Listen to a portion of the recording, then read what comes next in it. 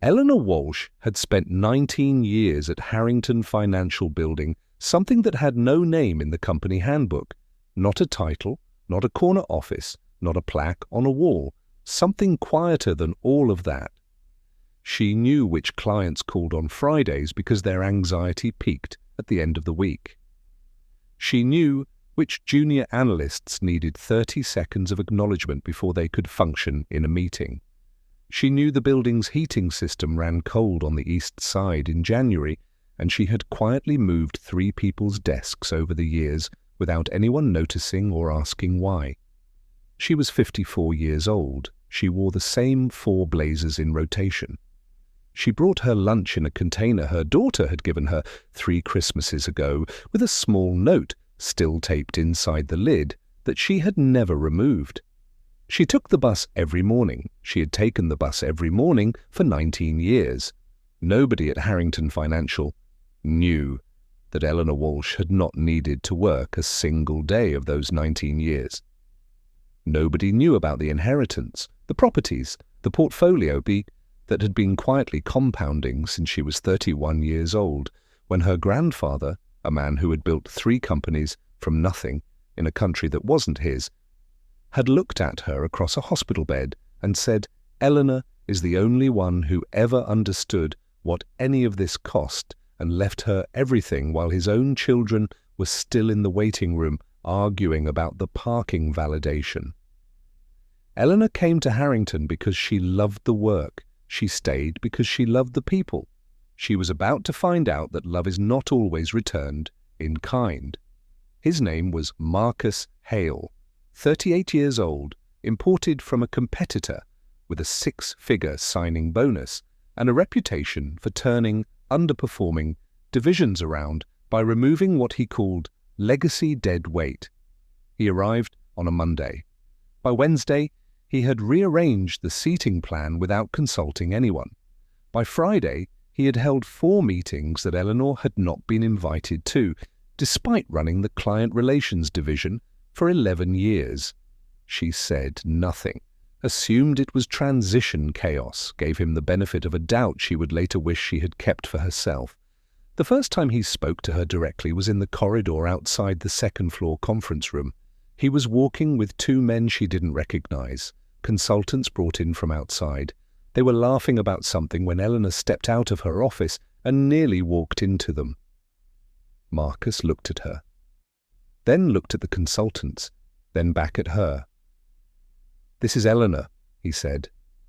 "The way you'd point out a piece of office furniture that had been there so long nobody remembered ordering it." "She's been here forever. Does something with the clients."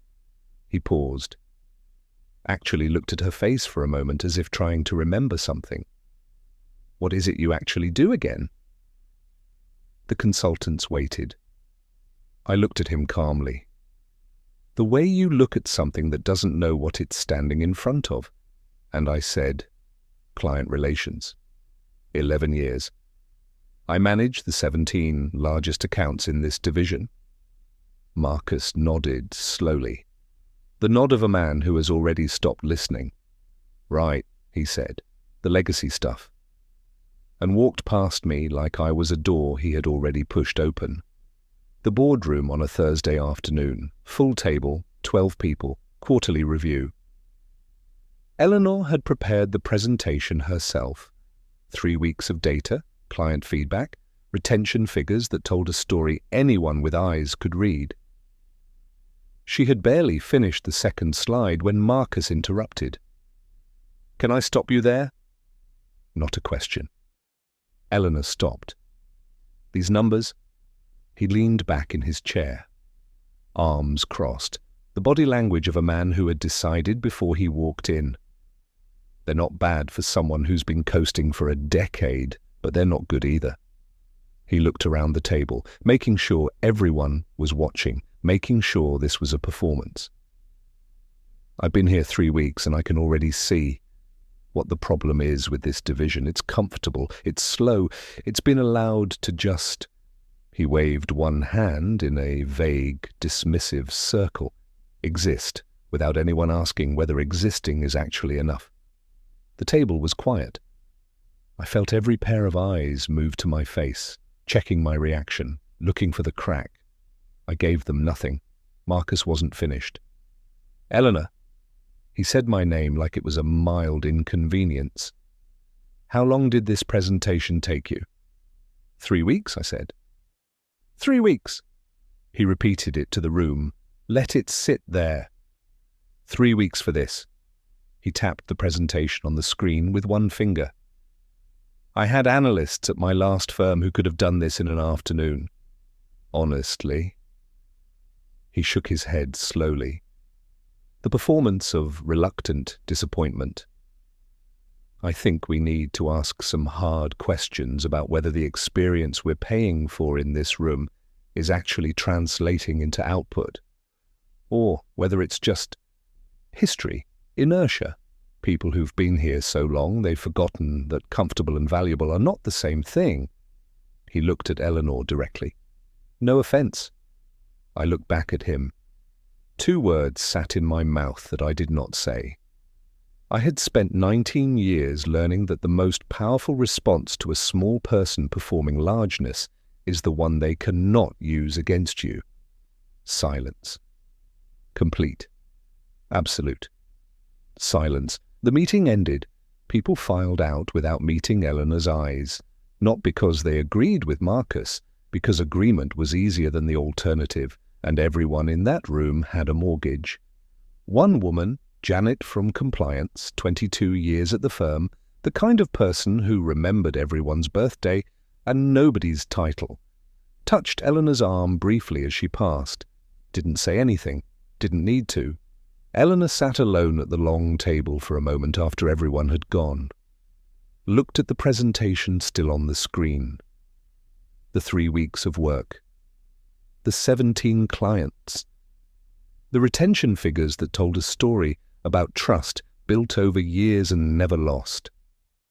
I looked at my reflection in the dark window at the end of the room, and I thought about my grandfather, who built 3 companies in a language that wasn't his first, who sat in a hospital bed and looked at me and said, "Eleanor is the only one who ever understood what any of this cost. I understood what it cost.